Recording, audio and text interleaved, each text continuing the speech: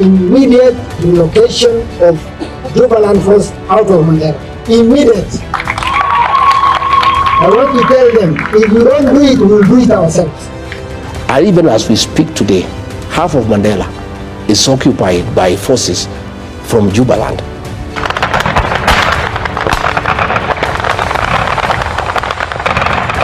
Mandera County is no longer just a county. It is a battleground. Governor Adan Khalif now claims Jubaland militia have crossed into Kenya, set up a military training camp inside a primary school, and taken control of half the county. And here's the kicker. The Kenya Defense Forces are accused of standing by, watching it happen. For Rigathi Gachagua, this is the moment he's been waiting for. The man once ridiculed for warning about Mandera falling into the grip of foreign and extremist forces now looks vindicated.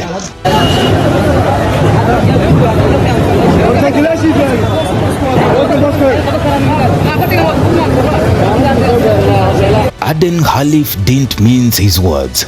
He accused Jubaland fighters of planting themselves in Mandera, even taking over BP primary school and forcing its closure weeks before national exams. We want to call upon His Excellency, the President of the Republic of Kenya, who is also the Commander-in-Chief of all the armed forces. Mandera cannot be turned into a battleground for Somalia. We have no interest in Somalia. The only interest we have in Somalia is peace. If they cannot peace and fight, then we have no business to involve in their internal affairs. They have opened a camp in BP1. BP1 primary school is now closed. And there are people who want to do exam in the next 1 month. How do you close a public school and turn it into a military training camp? It is impossible. So tunawaeleza. His words ring louder because they suggest collusion, or at the very least negligence, by Kenya's own military. Immediate relocation of Jubaland force out of Mandera. Immediate. I want to tell them, if we don't do it, we will do it ourselves. Kama wanataka kutusaidia peleka Somali, saidie huko. Somalia is a rough land. You cannot. Huwezi funga mashamba ya wananchi, huwezi funga shule, huwezi funga water supply, huwezi huwa watu wetu ovyo in the name of supporting a faction in Somalia. What interest do you have in Somalia? We don't have any interest. So tunawaeleza CS defense sujia kwa wapi? I've never heard of that lady since she was appointed. Ile anafanya kazi gani? KDF must pull out of supporting the Jubaland force. They must relocate Jubaland from Mandera County. For a governor to publicly accuse the KDF of siding with a foreign militia is not just extraordinary, it is explosive. To understand the storm in Mandera, you must know who the Jubaland forces are. They are not just a ragtag militia.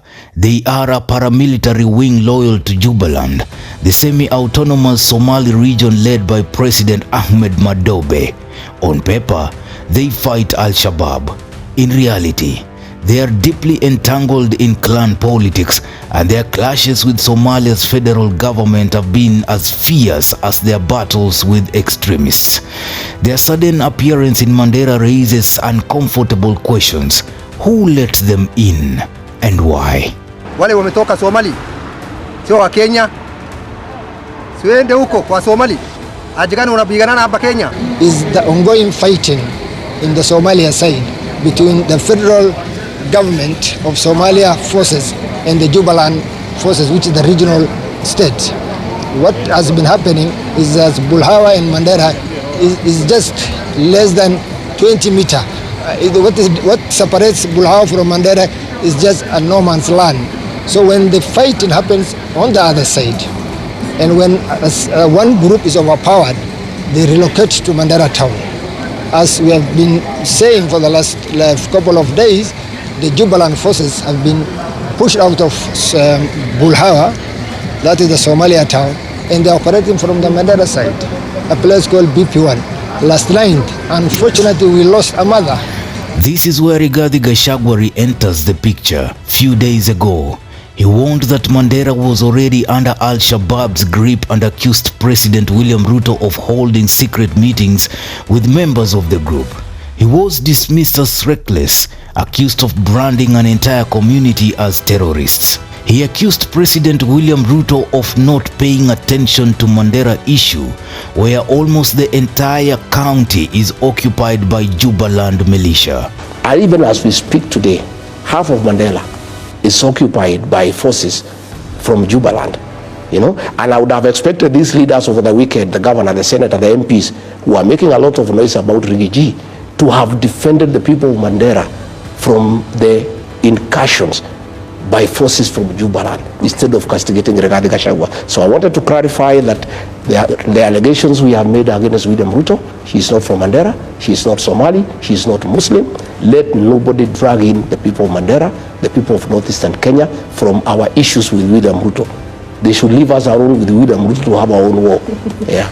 But now, with Jubaland militia occupying schools and farms, his warning suddenly looks less like political noise and more like foresight. Gachagua was careful to clarify the people of Mandera are innocent. His accusations were against William Ruto, not them. The line now echoes with new weight. For the people of Mandera, this isn't about political gamesmanship. It's about survival. Locals say farms have been destroyed, water supplies cut out, and families left hungry and terrified. One resident put it bluntly, "We are living in fear. They are destroying our property." The invasion isn't just a border security issue, it is a humanitarian crisis unfolding in real time.